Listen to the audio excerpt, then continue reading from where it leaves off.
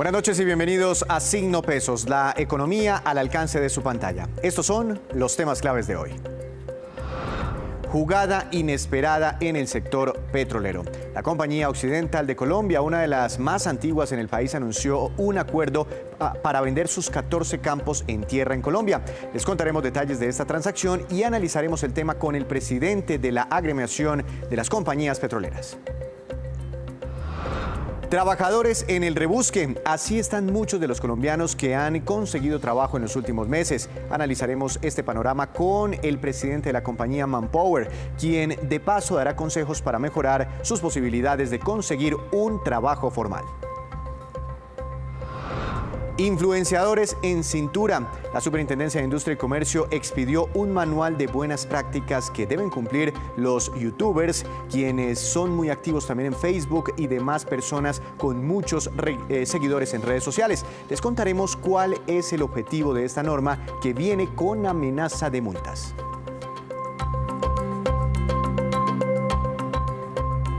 Comenzamos esta emisión de Signo Pesos con la siguiente, que es la cifra económica del día que viene desde el mundo empresarial. Es la siguiente: 825 millones de dólares y corresponde al valor de la venta de los 14 campos petroleros que tiene en tierra la compañía Occidental de Colombia aquí en nuestro país, incluyendo el emblemático campo de Caño Limón en el Arauca.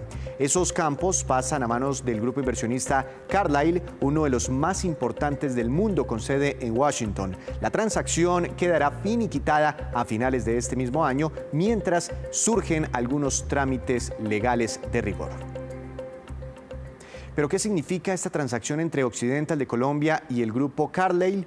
Para analizarlo, saluda al doctor Francisco Lloreda, presidente de la Asociación Colombiana del Petróleo, el gremio de las empresas petroleras instaladas aquí en nuestro país. Doctor Lloreda, buenas noches, bienvenido a Signo Pesos.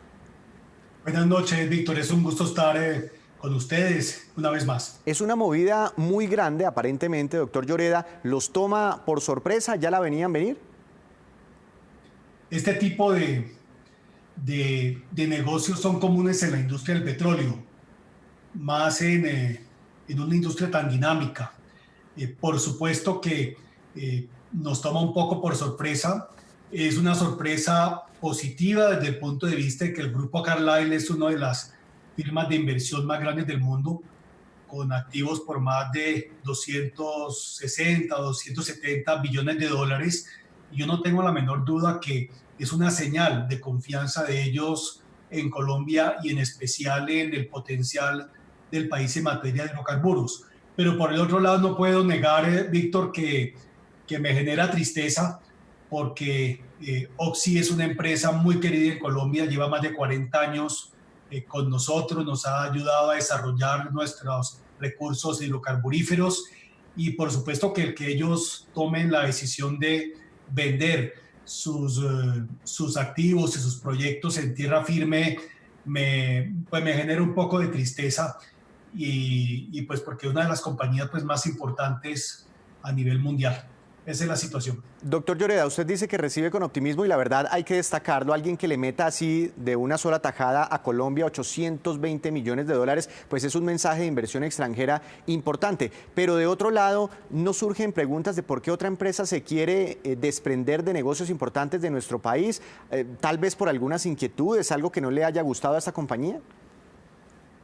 Es una pregunta, Víctor, pertinente, porque no podemos negar que en los últimos 6 o 7 años se han ido presentando unos procesos de desinversión, en especial de las compañías privadas más grandes del mundo que han estado en Colombia.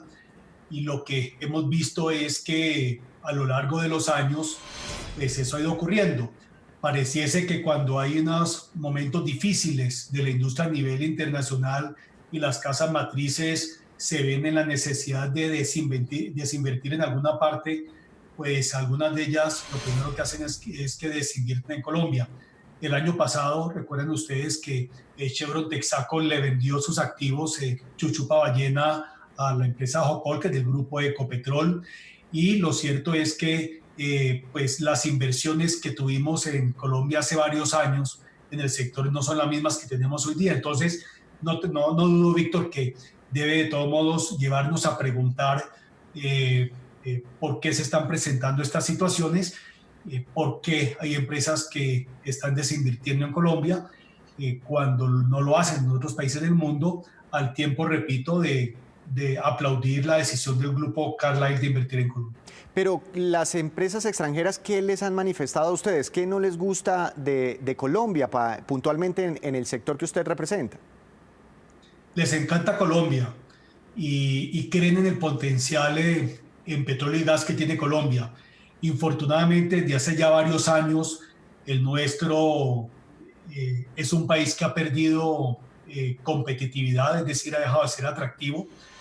Esto por distintas razones. Una de ellas es por una creciente incertidumbre en materia jurídica y también pues porque se ha vuelto muy difícil operar en territorio. Entonces, esta entre otras razones, y eso en parte explica el que Colombia no sea el lugar de inversión tan atractivo que tuvimos hace más de 10 o 15 años.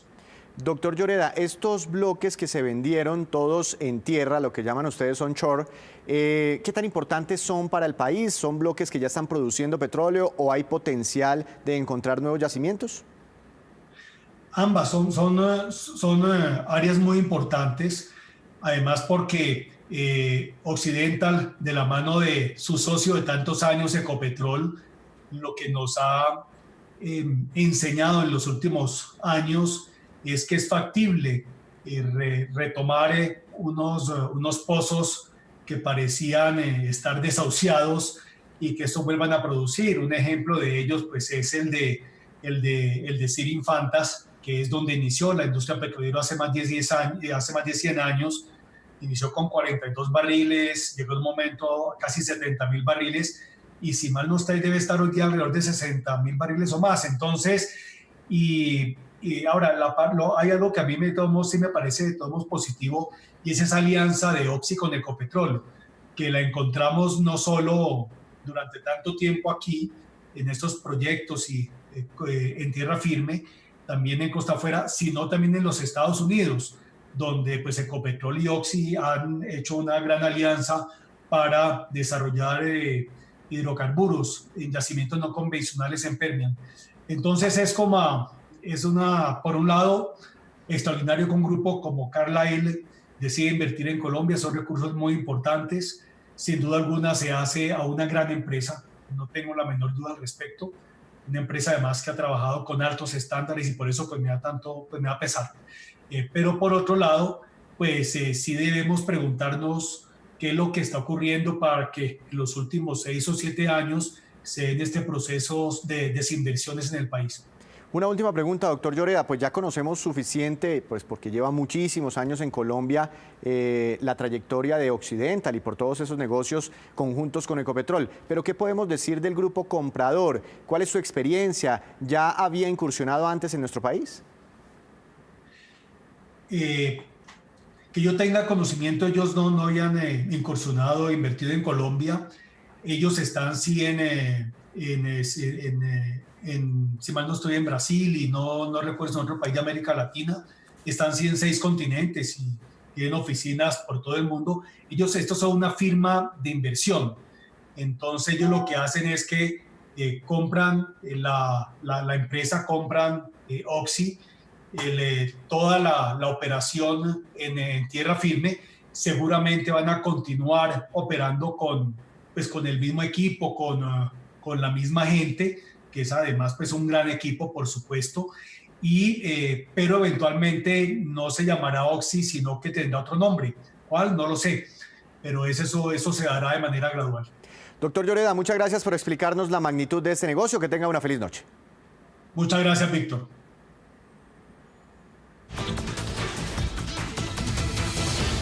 Y este año el Banco de la República ha bajado las tasas de interés de referencia para la economía en 7 oportunidades consecutivas. La semana pasada las dejó en 1,75%, que es el nivel más bajo de las tasas de interés en la historia de la política monetaria en nuestro país. Pero ¿los clientes bancarios realmente están beneficiándose con esa reducción que ha hecho el Banco de la República? Aquí les contaremos qué ocurre en los bancos comerciales cuando usted ahorra dinero y cuando usted va a pedir préstamos. Las tasas de interés del Banco de la República han caído este año de 4.25% a 1.75%, es decir, han bajado en 2,5 puntos porcentuales. Esto busca aliviar los créditos a las empresas y a los clientes financieros. ¿Pero qué tanto se ha visto? La tasa a la que el sistema financiero les presta a los colombianos se ha reducido en menos de un punto porcentual. Al mismo tiempo, la tasa de captación, aquella que el sistema financiero les paga a los ahorradores, se ha reducido en 1.71 puntos porcentuales.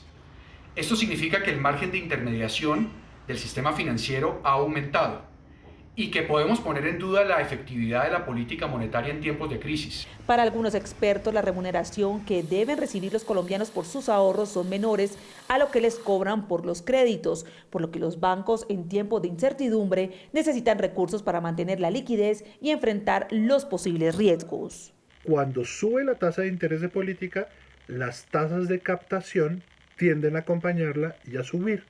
Cuando bajan las tasas de interés del Banco Central, tienden también a bajar las tasas de interés de captación en el mercado.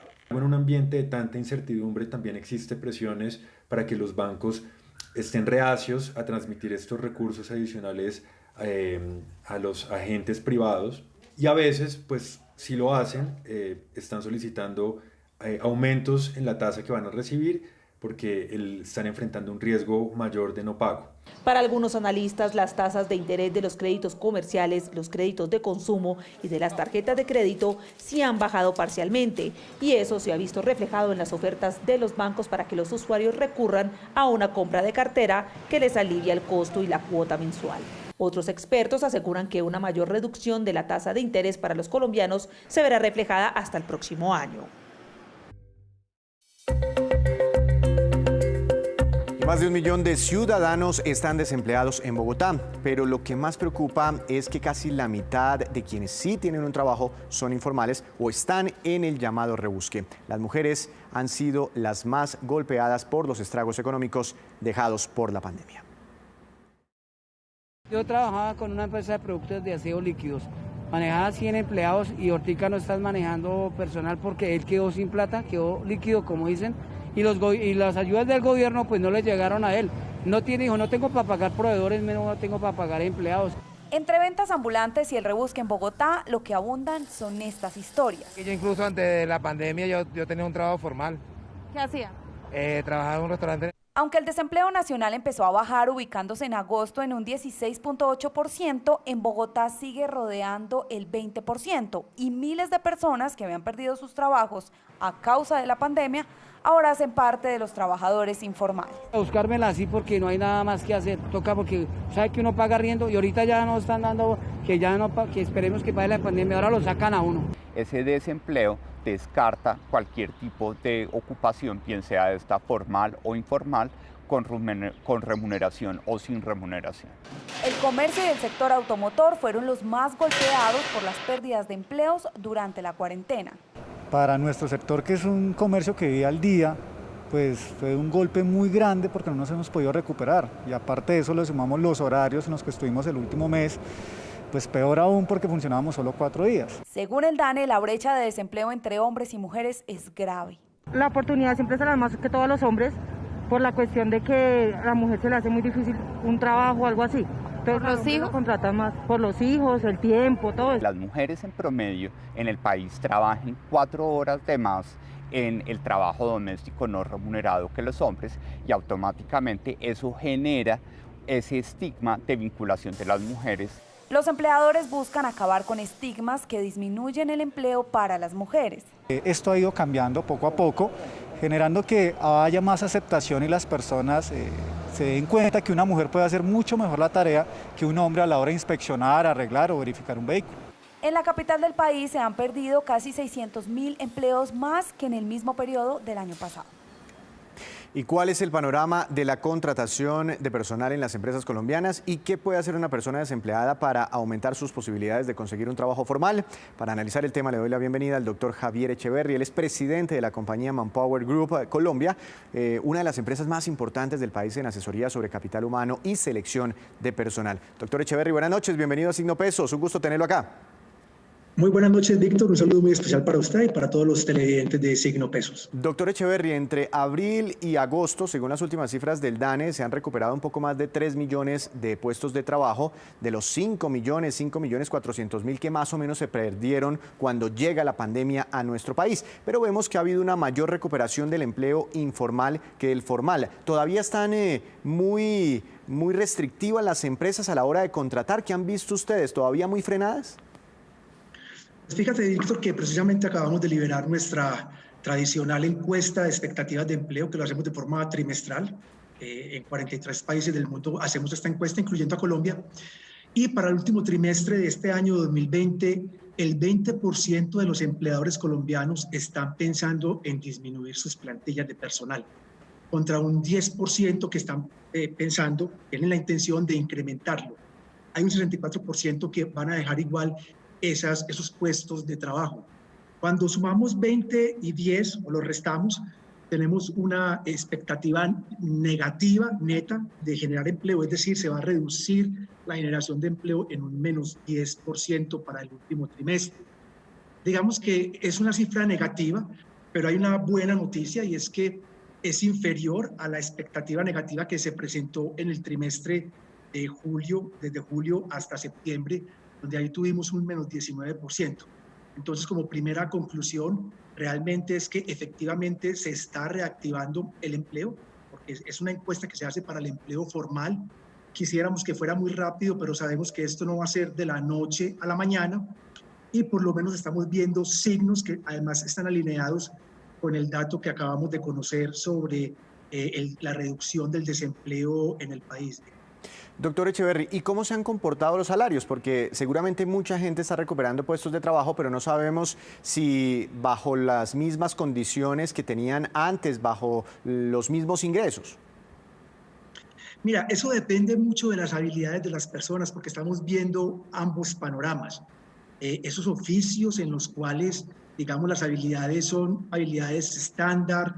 Estamos hablando, por ejemplo, del turismo todavía, de entretenimiento, todo lo que tiene que ver con aviación, por ejemplo.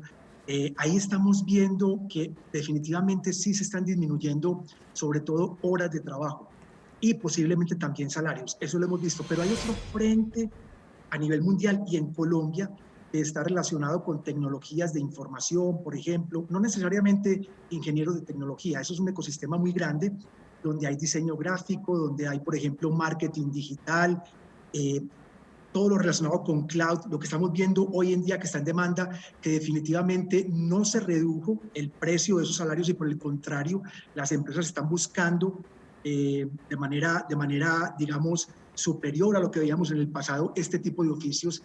Y estas habilidades están siendo mejor remuneradas y con mayores prioridades en el mercado colombiano laboral.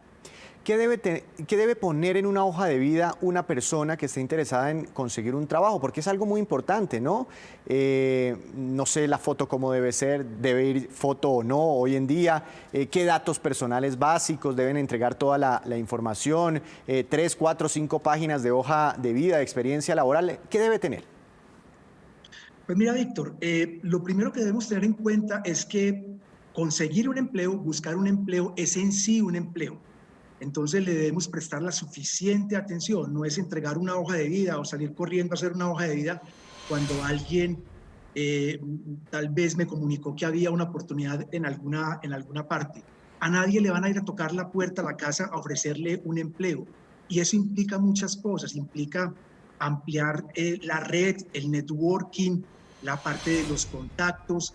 Por supuesto que la hoja de vida es muy importante, sigue siendo muy importante. Hay que tener en cuenta hoy en día que la hoja de vida debe ser muy concreta porque estamos utilizando en las empresas inteligencia artificial para hacer el reclutamiento de las personas. Entonces, los datos deben ser muy concretos, las palabras deben describir de muy buena forma cuáles son las habilidades de las personas. Si la persona, por ejemplo, tiene más experiencia que formación o es un punto fuerte la experiencia, pues es lo primero que uno describe en una hoja de vida. Si la persona no tiene experiencia, debería describir primero toda, digamos, su formación. Y hay una serie digamos, de recomendaciones para que esa hoja de vida sea muy efectiva, muy concreta, no tenga mucha prosa, que es algo que estamos viendo. Hoy en día un reclutador se puede demorar 3 minutos escogiendo qué hojas de vida son las que va a tener en cuenta. Entonces, ese tipo de aspectos se deben tener también precisamente en cuenta, pero no solamente la hoja de vida, Víctor, es también la entrevista, prepararse para la entrevista en un mundo virtual. Muchas entrevistas las están haciendo desde el punto de vista, utilizando las herramientas virtuales, y para eso debemos prepararnos. Entonces, repito, buscar empleo en sí es un empleo para lo cual nos debemos preparar, para las entrevistas, desde nuestro perfil, cómo podemos acomodar, digamos, todas nuestras habilidades que tenemos, habilidades técnicas, pero también habilidades personales y profesionales, para que definitivamente tengamos mayor probabilidad de éxito al momento de buscar. Yo he hablado sobre este tema con algunas personas y les pregunto, bueno, ¿en qué me formo para conseguir un trabajo?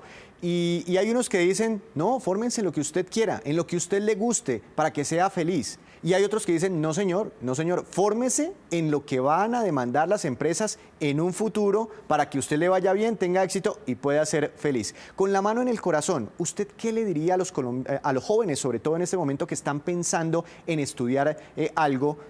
¿Qué les aconsejaría, además teniendo en cuenta todos esos cambios en la sociedad que ha habido por la pandemia? Claro, mira, el primer aspecto es que en realidad eso no ha cambiado. Ha sido, es y va a ser en el futuro el hecho de que uno estudie y se forme pues, en lo que uno le gusta hacer realmente y en lo que se realiza como ser humano. Eso no va a cambiar. Sin embargo, tampoco podemos desconocer que hay ciertos oficios, profesiones que van a tener mayor futuro, un futuro más brillante que otros, y eso ya lo hemos podido determinar en Manpower Group, en todos los white papers, estudios que hacemos, investigaciones a nivel global, todo lo relacionado con tecnologías de información, con la producción, con la cuarta revolución industrial, con servicio al cliente. Y eso, repito, es un mundo enorme en el cual las personas pueden pensar cómo agregarle valor a las empresas y continuar siendo empleables. Pero también hay que tener en cuenta algo. Todas las profesiones, todos los saberes y los conocimientos van a ser tocados en algún momento, unos con mayor rapidez que otros, por la tecnología. Entonces, hoy estamos hablando de revolución de habilidades.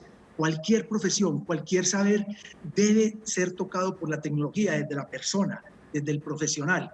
Un abogado, por ejemplo, hoy en día que no sepa qué es blockchain, pues le recomendamos que estudie qué es blockchain, porque va a cambiar definitivamente la forma como vemos el mundo y sobre todo transacciones de confianza. Y así muchísimas cosas que están relacionadas con la cuarta revolución industrial. Y muy especialmente, Víctor, saberes relacionados con STEM. Eso es un término que se acuña a nivel global. En español significa todo lo relacionado con ciencias, con tecnologías, con ingenierías, con matemáticas. Eso hay que trabajarlo en el país, porque tenemos muchas personas que estudiamos psicología, derecho, son muy importantes, siguen siendo muy importantes, pero para que un país pueda seguir progresando, ese otro tipo de saberes es necesario que lo podamos también entender y desarrollar en nuestra población. Pues doctor Echeverry, muy interesante todo esto. Muchas gracias por estar aquí en Signo Pesos y seguiremos hablando en la medida en que sigamos conociendo cifras de desempleo en Colombia. Feliz noche, Víctor. Y es la hora de los negocios y de las noticias empresariales con Juan Fernández. Buenas noches, Juan. ¿Cuál es el tema del que nos quiere hablar hoy? Adelante, bienvenido.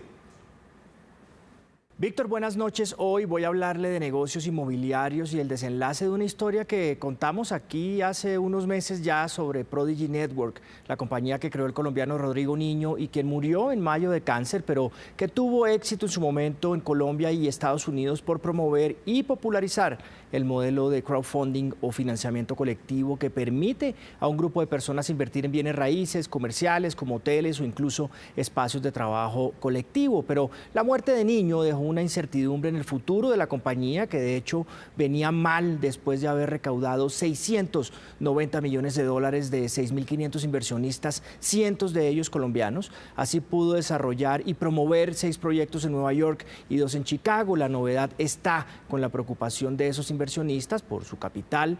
En su momento Prodigy y Niño fueron señalados por malos rendimientos, problemas financieros y dudas en los dineros de la compañía, pero había inmuebles respaldando parte de esas inversiones.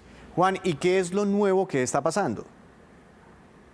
Y mire lo que está pasando, Víctor, que pone más nervioso a los inversionistas. Un hotel llamado Aka Wall Street en Nueva York cerró permanentemente y otro de la misma marca ocurrió exactamente lo mismo, y eso está dando paso, o es otro paso en el desplome de Prodigy, que escribió antes del cierre a los inversores del edificio pidiendo 40 millones de dólares para mantenerlo a flote, advirtiendo que se arriesgaban a perder sus inversiones si no se recaudaba el dinero. Y así, con un segundo hotel también de la marca sobre el que se pedía dinero para mantenerlo activo. Ya había pasado lo mismo también días antes con el cierre de su marca de coworking, The Assemblage, que se encuentra en una demanda en la que unos 50 inversores alegan fraude tratando de recuperar por lo menos 13 millones de dólares que argumentan acabaron financiando gastos personales de Niño, y la queja porque Prodigy tomó una comisión del 16% sobre el capital puesto por los inversionistas. Algunas propiedades han sido vendidas o traspasadas por valores bastante inferiores a lo que constataron también todos estos inversores. Y como la mayoría de los inversionistas viven fuera de Estados Unidos, pues no saben realmente qué pasa. Sus correos electrónicos y llamadas telefónicas ya no tienen respuesta. Así es que al final, pues Víctor, como vemos en esta movida de hoy, se acerca cada vez más un desenlace trágico para Prodigy, en el que los inversionistas sí o sí van a perder buena parte de sus inversiones. Estaremos atentos entonces. Juan, gracias. Lo esperamos mañana con más movidas empresariales. Y preste atención porque la Superintendencia de Industria y Comercio metió en cintura a los llamados youtubers, influenciadores y demás personas que tienen muchos seguidores en las redes sociales. El organismo dio a conocer una guía de buenas prácticas que deben cumplir.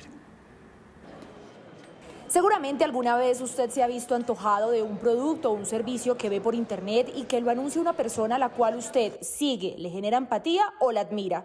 Pues bien, estas personas que están detrás de estos anuncios son conocidos como influenciadores y tienen la obligación con sus seguidores de avisarles cuando lo que recomiendan es o no una pauta pagada por un anunciante. Hacerle ver al consumidor un mensaje como publicidad, cuando es publicidad, cuando un influenciador le está diciendo que no haga pasar por natural o orgánico una narración de una experiencia, cuando realmente hay un anunciante que está detrás controlándole el mensaje o remunerándolo. Si los mensajes que están pagados por alguien se hace pasar en redes sociales por una experiencia natural, es calificado como publicidad engañosa y atenta contra los derechos de los seguidores. Este influenciador podría ser responsable por publicidad engañosa. Él se vuelve el anunciante si no hace un despliegue totalmente claro, comprensible y veraz de esa relación con el anunciante. Se puede enfrentar a sanciones que ascienden hasta los 2.000 salarios mínimos legales mensuales vigentes. Para evitar todos estos inconvenientes, la superindustria recomienda marcar con un mensaje directo cuando se trata de una publicidad. Etiquetas como que acompañan a la imagen en las redes sociales, como numeral publicidad, numeral el nombre de la marca publicidad, numeral el nombre de la marca patrocinado, para que el consumidor, que sabemos todos que los consumidores hoy en día estamos hiperconectados y que ya nos es más fácil identificar cuando una pieza es una publicidad. Es necesario tener en cuenta que un influenciador se considera a alguien que tiene 1.000 seguidores en adelante. Es importante revelar que es una relación comercial que existe entre un influenciador y un anunciante para poder darle una información transparente y veraz a los seguidores que tengo en mi comunidad. Si usted como usuario se siente vulnerado por un producto o servicio que el influenciador recomendó, puede presentar una demanda contra esta persona ante la superindustria. Y estos son los indicadores económicos que usted debe conocer antes de irse a dormir. La tasa representativa del mercado que regirá mañana será de 3.842 pesos con 34 centavos, bajó 23 pesos con 13 centavos. El petróleo de referencia Brent para Colombia bajó 3,24%, se ubicó en $40 con 93 centavos por barril. El precio interno del café colombiano bajó y quedó en promedio a 1.051.000 pesos por carga para mañana. El índice Colcap de la Bolsa de Valores de Colombia cayó 0,82%. La acción más valorizada fue la de Terpel, con una ganancia de 1,75%. 72%, y la que más cayó fue Preferencial del Grupo Argos con un retroceso de 6,25%. Y antes de despedirnos, los dejo con el siguiente dato. Entre enero y agosto de este año se han vendido en Colombia 42.784 vehículos particulares nuevos, es decir, tipo familiar. Entre esos, las marcas más lujosas, las llamadas premium, han vendido las siguientes unidades así: Mercedes-Benz en primer lugar, 775, BMW 619, Mini 236, Audi 74, Volvo 15 y Porsche 13. Todas registran caídas importantes entre un 13 y hasta un 70% comparadas con lo que vendieron en el mismo periodo del año pasado. Por supuesto, cifras afectadas por el coronavirus.